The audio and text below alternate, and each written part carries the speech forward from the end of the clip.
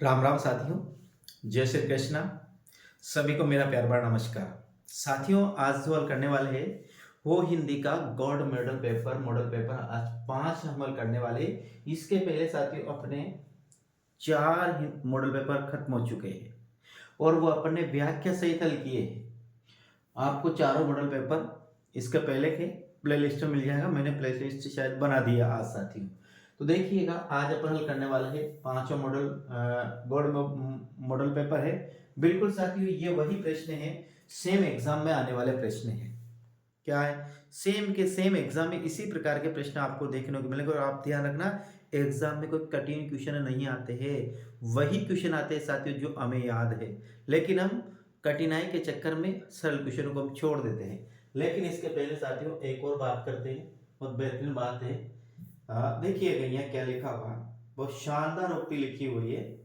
आपको देखिए लिखा, कुछ लिखकर सो कुछ पढ़कर सो। क्या लिखा हुआ? कुछ लिखकर सो कुछ पढ़कर सो, और तू जिस जगह जगह सवेरे उस जगह से बढ़कर सो। ये पंक्ति किसकी है? नाम है साथियों भवानी प्रसाद मिश्र। आधुनिक काल के बहुत फेमस कवि है साथियों। कौन? भवानी प्रसाद मिश्र। जब मैं पढ़ता था, कंपटीशन की तैयारी करता था, तो ये मेरे पाठ्यक्रम में था, भवानी प्रसाद मिश्र। उनकी ये पंक्तियों ने मुझे बहुत ज्यादा प्रभावित किया। जब भी मैं हतोत्साहित होता था तो ये पंक्तियां पढ़कर साथियों पुणे में जो हतोत्साहित था, मैं पुणे उत्साह से लबरेज भर जाता था। और इन्हीं पंक्तियों ने मुझे पढ़ने के लिए बहुत ज्यादा प्रेरित किया। तो आप भी याद रखिए पंक्तियां, कुछ लिखकर सो कुछ पढ़कर सो, और तू जिस जगह जगह सवेरे, तू जिस जगह सवेरे उस जगह से बढ़कर सो। यानी कि हम रात पड़ गई, रात में हम सो गए, लेकिन सवेरे जैसे हम उठेंगे तो एक निश्चित आप संकल्प बना, दृढ़ संकल्प करें, प्लान बना ले कि आज मुझे इतना पढ़ना है और ये याद करना ही है, और याद कर कर नहीं हमें सोना है। बिना याद किए हुए नहीं सोना है। यानी कि जो दिन होगा वो दिन हमारा बेकार नहीं जाना चाहिए। क्योंकि साथियों निश्चित रूप से आपका एग्जाम होने वाला है, वो गर्मी में हो या दिसंबर में हो या सितंबर में हो। लेकिन सितंबर के बाद आप पढ़ेंगे कोई काम नहीं आएगा, मई के बाद आप पढ़ेंगे कोई काम नहीं आएगा। जितना पढ़ना है वो मई और सितंबर के पहले पढ़ लीजिएगा। इसके बाद तो पढ़ना नहीं पढ़ना बेकार है, क्योंकि इसके बाद अपना कोई कंपटीशन होने वाला नहीं। तो जितना टाइम है उतने टाइम ही पंक्तियों को याद करें। कुछ लिखकर सो कुछ पढ़कर सो, पढ़ा नहीं तो लिख और लिखा नहीं तो पढ़, लेकिन कुछ कर कर सो, और तू जिस जगह जगह सवेरे उस जगह से बढ़कर सो। साथियों बहुत बेहतरीन पंक्तियां याद करना। तो अपना है आज जो अपना चलेगा वो क्या है, हिंदी साहित्य का गोल्डन मॉडल पेपर कितना है? 5 है। और ये खासकर मैंने साथियों हिंदी से तैयारी करने वाले जो भी विद्यार्थी, उन विद्यार्थियों को ध्यान में रखते हुए, ताकि उनको भरपूर मात्रा में जो उनको परेशानी आए साथियों, उन परेशानियों का सामना नहीं करना पड़े, इसलिए साथियों मैं ये लेकर आ रहा हूँ। तो यहाँ पर देखिए अपना आज का जो पहला प्रश्न है, देखिएगा। हाँ, प्रश्न पहला है, निम्न को सुमेलित कीजिए। तो सुमेलित करेंगे अपन। श्रवकाचार्य किसकी रचना है? देवसेन की है। भरत बाहुबली रास किसकी रचना है? शालिभद्र सूरी की है। चंदन बाला रास किसकी रचना है? आसुगु की है। आसुगु की है सर, बताइएगा। या फिर सभी सुमेलित है? तो यहाँ पर यदि हम आंसर की बात करेंगे तो अपना आंसर क्या होगा साथियों? अपना आंसर होगा सभी सुमेलित है, क्योंकि श्रवकाचार्य और देवसेन की रचना है। भरत बाहुबली रास शालिभद्र सूरी की है, और चंदन बाला रास साथियों को किसकी है? आसगु की है। तो ये याद रखना, चंदन बाला रास आसगु की रचना है। ठीक है, आगे हम बात करते हैं। अगला प्रश्न है अपने पास, बहुत बेहतरीन प्रश्न है कि हाँ देखिए, आदिकाल में मिलने वाली, ध्यान से प्रश्न को समझिए। देखो पहले एग्जाम में, कोई सा भी एग्जाम हो, जब हम एग्जाम देने जाए तो उसके पहले मेरे साथियों क्वेश्चन है, क्वेश्चन को आप कम से कम 2 बार पढ़ना है, शांति से साथ पढ़ना है, धैर्य के साथ पढ़ना है, और फिर उसका अपन को आंसर, और आंसर भी पहला दूसरा तीसरा चौथा सभी आंसर को पढ़ना है। जिसके बाद अपन को गोलगंडा करना है, किसमें? ओएमआर सीट में। इसके पहले नहीं करना। तो पहले प्रश्न को ध्यान से देखिएगा, क्या पूछ रहा है? आदिकाल में मिलने वाली रचनाओं में जैन साहित्य ही ऐसा साहित्य है जो प्रामाणिक है, किसका कथन है? उस कथन के बारे में अपन को आंसर देना है।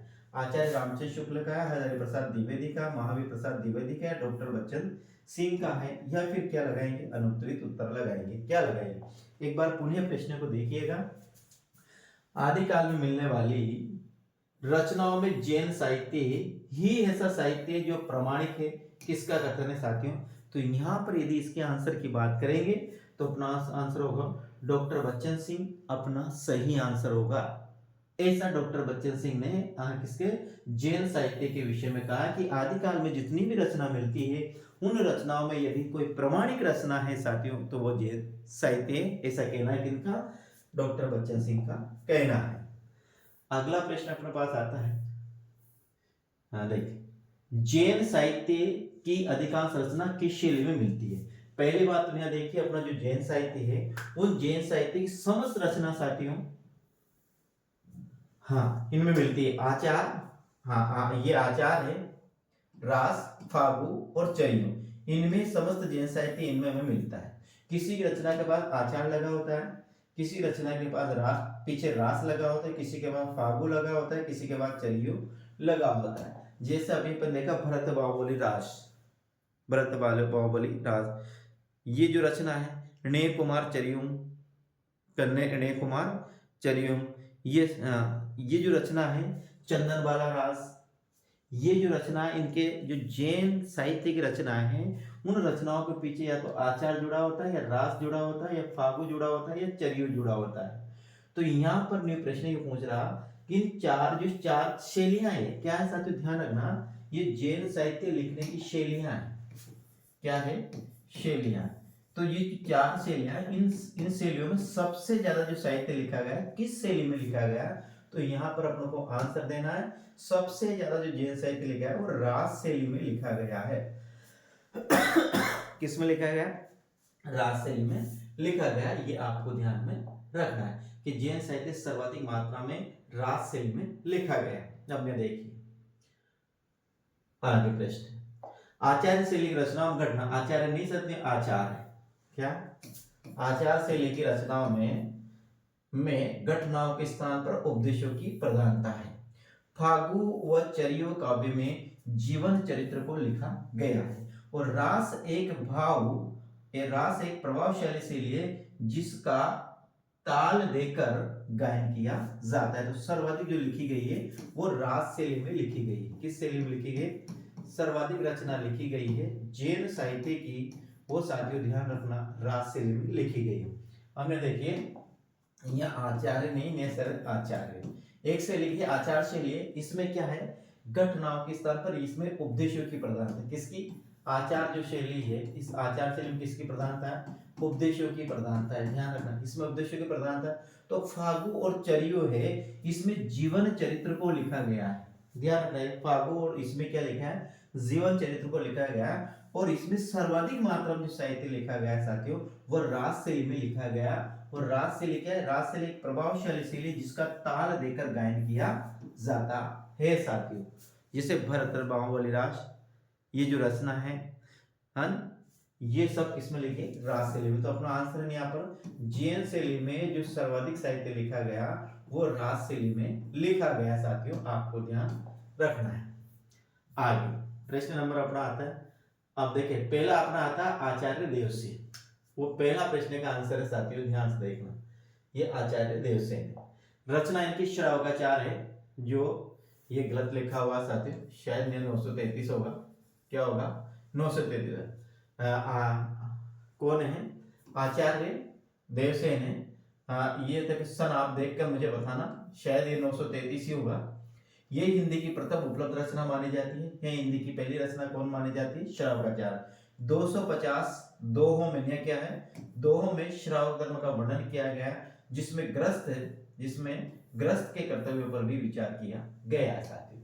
तो ध्यान रखना श्रावकाचार है जिसके रचयिता देवसेन है, इसमें 250 दोहों में श्रावक धर्म का वर्णन किया गया, साथ ही साथ ग्रस्त के कर्तव्यों का भी इसमें वर्णन किया गया, और हिंदी की ये पहली रचना है साथियों, ऐसा आपको ध्यान में रखना है। अगली आती है शालिभद्र सूरी, जिसके रचयिता है भरत बाहुबली रास। दूसरी रचना आती है शालिभद्र सूरी, जिसके रचयिता है भरतेश्वर बाहुबली रास। ध्यान रखना, तो इसके जो संपादक है, रचयिता तो इनके रचनाकार कौन है, रचनाकार है भरतेश्वर बाहुबली रास। लेकिन इनका जो संपादन किया वो किया श्री जीन विजय ने किया। ध्यान रखना, भरतेश्वर बाहुबली रास के रचयिता है शालिभद्र सूरी। ये जो भरत बाहुबली रास है इसके रचयिता है वो कौन है? यहाँ देखिए, रचना है भरतेश्वर बाहुबली रास और इसके रचयिता है शालिभद्र सूरी। ये से याद है, रचना कौन है? रचना का नाम है भरतेश्वर बाहुबली रास, ठीक है। और इसके रचयिता कौन? शालिभद्र सूरी। और इसके संपादक कौन है? श्री विजय जैन, श्री जीन विजय, विजय जैन नहीं, श्री जीन विजय, याद रखना, श्री जीन विजय इसके संपादक है। अब यहाँ देखिए समझिए, रचना अपने पास आती है भरतेश्वर बाहुबली रास। कौन सी आती है? भरतेश्वर बाहुबली रास रचना है। जिसके रचयिता की बात करते हैं तो वो है शालिभद्र सूरी। कौन है? शालिभद्र सूरी इसके रचयिता है। और इसके संपादक की बात करते हैं साथियों, संपादक यहाँ पर अपने हैं जीन विजय। कौन है? जीन विजय अपने संपादक है, आपको ये ध्यान में रखना है। श्री गणपति चंद्रगुप्त ने शालिभद्र सूरी को हिंदी का प्रथम कवि व भरतेश्वर बाहुबली रास को हिंदी की प्रथम रचना माना है। ध्यान रखना, गणपति चंद्रगुप्त ने किसको? शालिभद्र सूरी को हिंदी का पहला कवि माना है। और शालिभद्र सूरी ने जो रचना लिखी है भरतेश्वर बाहुबली रास, उसको हिंदी की पहली रचना माना है। किसने? गणपति चंद्रगुप्त ने। लेकिन यदि सर्वमान्य मत अनुसार देखा जाए तो हिंदी का जो पहला कवि माना जाता है साथियों, वह सरहप्पा माना जाता है। और हिंदी की जो पहली रचना मानी जाती है वो साथियों मानी जाती है श्रावकाचार। कौन मानी जाती? श्रावकाचार मानी, जिसके रचयिता कौन है? देवसेन जिसके रचयिता, ये आपको ध्यान रखना है। और हिंदी का पहला कवि कौन है साथियों? सरहप्पा हिंदी का पहला कवि है। इसको मानने वाला कौन है? राहुल सांस्कृतिक इसको मानने वाले हैं। और सर्वमान्य मतानुसार हिंदी का पहला कवि कौन है? सरहप्पा ही है। और पहली रचना कौन है? श्रावकाचार्य पहली रचना है, ये अपन को ध्यान में रखना है। अब आगे देखिए, इसमें क्या है? इसमें बात करते हैं, इसमें भगवान बाहुबली व भरतेश्वर की का कथानक वर्णित है। क्या है इसमें? एक तो भगवान बाहुबली और भरतेश्वर का कथानक इसमें क्या है? वर्णित। किसमें? शालिभद्र सूरी में। अन्य रचना की बात करते साथियों, इनकी रचना आती है, एक तो बुद्धि रास आती है, एक पंच पांडव रास आती है। दो रचना मिलती है इनकी। कौन कौन सी? बुद्धि रास और पंच पांडव रास। यानी शालिभद्र सूरी की कितनी रचना होगी? 3 रचना होगी शालिभद्र सूरी। कौन कौन सी रचना होगी? एक तो होगी भरतेश्वर बाहुबली रास, एक रचना तो ये होगी, एक बुद्धि रास होगी और एक होगी पंच पांडव रास। ये तीनों रचना किसकी? तीनों रचनाएं साथियों शालिभद्र सूरी की। ध्यान रखना, शालिभद्र सूरी की ये तीनों रचना, एक है भरतेश्वर बाहुबली रास, एक बुद्धि रास और एक पंच पांडव रास। ये रचना किसकी है? ये शालिभद्र सूरी की रचना है साथी। अगले आती चंदनबाला रास किसकी रचना है? क्या है प्रश्न है? चंदनबाला रास किसकी रचना है? श्रावका किसकी रचना है? श्रावकाचार्य ने लिखे आप देवसेन, गोरखनाथ, स्वयंभू, आसगु। किसकी रचना है? कौन? चंदनबाला रास। चंदनबाला रास किसकी रचना है? तो साथियों ध्यान रखना, चंदनबाला रास है वो है आसगु की। किसकी है? चंदनबाला आसगु की रचना है, जिसमें झालोर नगर में रहने वाली चंदनबाला का सतीत्व वर्णित किया गया है चंदनबाला रास में। ध्यान रखना, चंदनबाला रास के रचयिता है आसगु। और चंदनबाला कौन है? ये राजस्थान के झालोर। देखें यहाँ देखें, ये इसका मैंने व्याख्या लिख रखी है। चंदनबाला रास के रचयिता कौन है? आसगु है साथियों। ये क्या आएगा? आसगु यहाँ पर आएगा। चंदनबाला रास के रचयिता आसगु है। इसमें चंपानगर की राजकुमारी चंदनबाला का सतीत्व वर्णन है। क्या है? चंपानगर की राजकुमारी चंदनबाला का क्या है? सतीत्व वर्णन है। कवि ने इस ग्रंथ की रचना राजस्थान के झालोर नगर में की। 35 छंदों का लघुखंड काव्य है। जीवदया रास आसगु की अन्य रचना है। चंदनबाला रास और जीवदया रास, ये आसगु की 2 रचना मिलती है। कौन? चंदनबाला रास और जीवदया रास। चंदनबाला रास है तो चंदनबाला रास की रचना के रचयिता है आसगु कवि। और ये आसगु कवि ये चंदनबाला रास की रचना कहाँ की? राजस्थान के झालोर नगर में की है। और इसमें चंपा नगर की राजकुमारी चंदनबाला का सतीत्व वर्णन है। 35 छंदों का ये एक खंड काव्य है। ध्यान रखना, कौन? चंदन बाला रास, पुणे। चंदन बाला रास के रचयिता आस्को कवि है और कवि ने इस रचना को राजस्थान के जालोर नगर में लिखा और इस रचना में चंपा नगर की राजकुमारी चंदन बाला का सतीत्व वर्णन है। किसका? याद रखना, इस रचना में राजस्थान की, यह लिखा हुआ, इसमें चंपा नगर की राजकुमारी चंदन बाला का क्या है? सतीत्व वर्णन है। और कवि ने इस ग्रंथ की रचना राजस्थान के जालोर नगर में की और इसमें क्या 35 छंदों का एक लघु खंड काव्य है। कौन? चंदन बाला रास। एक और रचना आती है इनकी जीवदया रास, तो आपको याद रखना है चंदन बाला रास, जीवदया रास, चंदन बाला रास, जीवदया रास, आसगु, चंदन बाला रास, जीवदया रास, आसगु, ऐसे आपको याद करना है। अगला प्रश्न अपने पास आता है, निम्न को सुमेलित कीजिए। अब यहां पर आपको सुमेलित करना है साथियों। क्या सुमेलित करना है? नेमिनाथ रास, सुमति गणी, रेवंतगिरी रास, विजय सेन सूरी, स्तुलिभद्र रास, जीन धर्म सूरी, परमार रासो, जगनिक। देखें यहाँ पर या फिर अनुत्तरित, आपको क्या करना है? सुमेलित। तो यहाँ पर पहली बात ध्यान रखिएगा, ये सभी रचनाएं साथियों सुमेलित है, लेकिन इनको रचनाकारों को आपको याद रखना है। नेमिनाथ रास है सुमति गणी की, तो आपको याद रखना है ने सुमति गणी, ऐसे याद रखिएगा, ने सुमति गणी। ने से बनेगा नेमिनाथ और सु से बनेगा सुमति गणी। रेवंतगिरी रास, तो देखो रेवंतगिरी रास में न्या रे ने भी मात्रा है तो न्या से ने भी क्या है? मात्रा है। तो न्या राग देखिएगा, रेवंतगिरी रास किसने लिखी है? सेन ने लिखी। तो रे विजय सेन सूरी, ये से भी याद रख सकते हो और आप एक ऐसे भी रख सकते हो। रे ने क्या है? न्या एक ही मात्रा है, तो न्या सेन में भी क्या है? एक ही मात्रा है। तो रेवंतगिरी रास किसने लिखी? सेन ने। सेन कौन? विजय सेन सूरी। रेवंतगिरी रास किसने लिखी? सेन ने लिखी। सेन कौन है? विजय सेन सूरी ने लिखी रेवंतगिरी रास। ठीक है, अगले रचना है स्तुलिभद्र रास, जीन धर्म सूरी ने लिखी। स्तुलिभद्र रास जीन धर्म में लिखी, स्तुलिभद्र रास जीन धर्म सूरी, स्तुलिभद्र रास जीन धर्म सूरी, स्तुलिभद्र रास जीन धर्म सूरी। और परमार रास तो किसने लिखा है साथियों? जगनिक ने लिखा ही इसे। परमार रास तो किसने लिखा? जगनिक ने लिखा। और परमार रासों में जितना वीर रस का प्रौढ़ वर्णन मिलता है उतना किसी रासों में नहीं मिलता है, इसीलिए तो इसके विषय में कहा जाता है कि 12 बरस कुकर जीवे, 13 बरस लो जीवे सियार, और बरस 18 क्षत्रिय जीवे, आगे जीवन को धिक्कार। याद रखना, 12 बरस की कुत्ता जीता है, 13 बरस जीता है सियार, और 18 वर्ष से ज्यादा यदि कोई क्षत्रिय जीता है तो उसका जीवन धिक्कार, ऐसा इसमें कहा गया है। और आला उदल का वर्णन इसी में मिलता है, परमार रासो। और परमार रासों को आला खंड के नाम से भी जाना जाता है। और आला एक लोक गायन शैली भी है जो वर्षा ऋतु में गाई जाती, ये आपको ध्यान रखना है। तो नेमिनाथ रासो किसका? सुमति गणी का। रेवंतगिरी रास किसका? विजय सेन सूरी का। स्तुलिभद्र रास किसका? विजय सेन सूरी का है। और परमार रासो किसका? जगनिक का। नेमिनाथ रास सुमति गणी, रेवंतगिरी रास विजय सेन सूरी, स्तुलिभद्र रास जीन धर्म सूरी, और परमार रासो किसका है साथियों? जगनिक का है।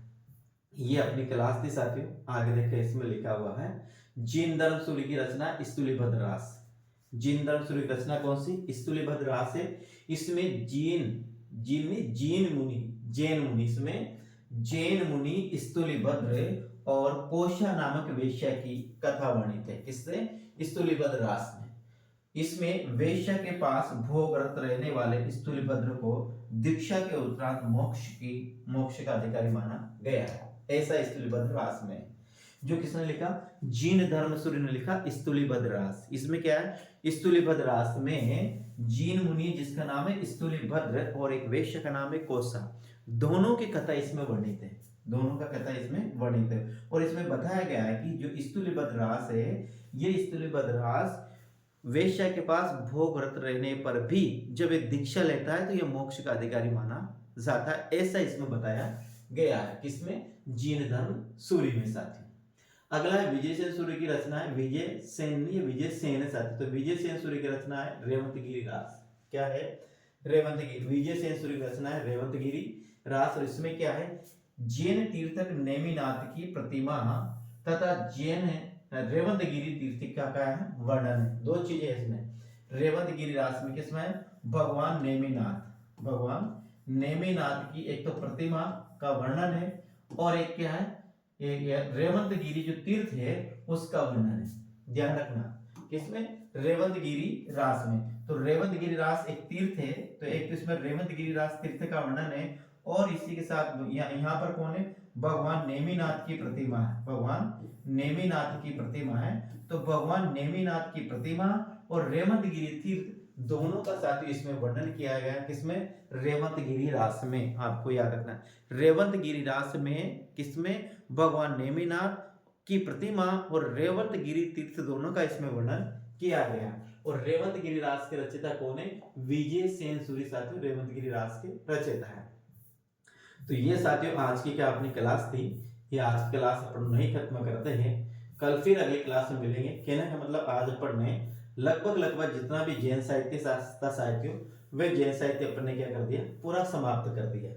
अब जैन साहित्य में यही रचना है, इसके अलावा जैन साहित्य में और रचना नहीं है। तो अभी आज के टेस्ट में अपन ने क्या पढ़ा, जैन साहित्य से जितने भी प्रश्न बनते हैं और जो भी इनसे प्रश्न बन सकता है वो सब प्रश्नों के बारे में भी अपन ने अध्ययन किया। क्या पढ़ा अपन ने पढ़ा साथियों जैन साहित्य में ऐसे जो टेस्ट है रोजाना ही मैं साथियों आपके लिए लेकर आऊंगा, पर मेरी शर्त एक है कि आप वीडियो को शेयर जरूर करेंगे, कमेंट के माध्यम से मेरे से पूछेंगे कि आपको इसमें कौन सी चीज़ अच्छी लगी, कौन सी चीज़ अच्छी नहीं लगी। तो मेरे साथियों कल फिर मिलते हैं अगली क्लास में। राम राम, जय हिंद, गुड नाइट। बहुत पढ़िए, खूब पढ़िए, पढ़ने का कोई समय नहीं होता है, दिन रात जब भी समय मिलता है उस समय में पढ़िए के साथ। ठीक है मेरे साथियों, कल फिर मिलते हैं अगली क्लास। राम राम साथियों।